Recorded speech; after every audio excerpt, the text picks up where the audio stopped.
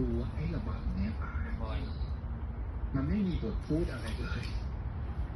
มีแต่การไล่ลำแล้วก็เคลื่อนตัวแบบนิดๆหน่อยๆเท่านั้นเอาจริงๆอ่ะแทบไม่ได้มากมายเลยที่จะเน้นจริงๆคือการแสดงสีหน้าผ่านการกัดตกหรือว่าขยับดวงตากรอกไปกรอกมาซ้ายทีขวาทีไม่ก็ยักคิ้วซึ่งแม้ว่าจะไม่มีคำพูดอะไรเลยแต่เต้บอกว่าเขากลับเข้าใจอารมณ์ทุกอย่างที่มันแสดงอยู่ตอนนั้นเนี่ยซึ่งมันว้าวสำหรับเด็กสิ่งนี้เขามากๆก็เลยรู้สึกว่าเขาถามไกด์ไปว่าไอ้สีพวกนี้มันทำมาจากอะไรอยู่ไหนอะไรยังไงเนี่ยเพราะว่ามันค่อนข้างว้าวสำหรับเขาอะเพราะว่าเท่าที่เขาเห็นอยู่เนี่ยแสดงมาตั้งนานแล้วว่าสีมันไม่หลุดล่อนออกมาจากหน้าเลยซึ่งไกด์นะครับก็บอกว่าอันนี้ที่เห็นอยู่เนี่ย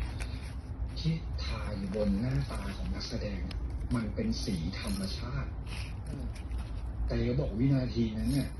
มันเกิดแรงบันดาลใจขึ้นมาทันทีอยากจะวาดหน้านักแสดงฝั่งร้ายคนหนึ่งที่มันอยู่หน้าเขาอ่ะก็เลยตัดสินใจหยิบไอ้ตัวสมุดพกขึ้นมาสเก็ตภาพเอาไว้เป็นแบบเพราะว่ามันเป๊ะอะครับบอกเลยว่ามันไม่พกไอ้พวกกล้องมือถือกล้องอะไรต่างๆไม่ใช่มันก็ใช้วิธีการสเก็ตภาพล่างอะไรของมันเสร็จแล้วก็เขียนบรรยายต่างๆว่าสีอะไรต่างๆตามที่มันรู้ในใจก็คิดว่าเนี่ยกลับไทยเมื่อไหร่อ่ะจะเขียนไอ้ภาพเนี้ยให้เสร็จไวๆแล้วก็จะเอาไปส่งเป็นพอร์ตโฟลิโอให้กับอาจารย์จนเดินทางกลับไทยครับแต่ก็กลับมากันว่าจะเขียนไอ้ภาพนี้แหละแต่พยายามเทสีต่างๆพยายามผสมแล้ว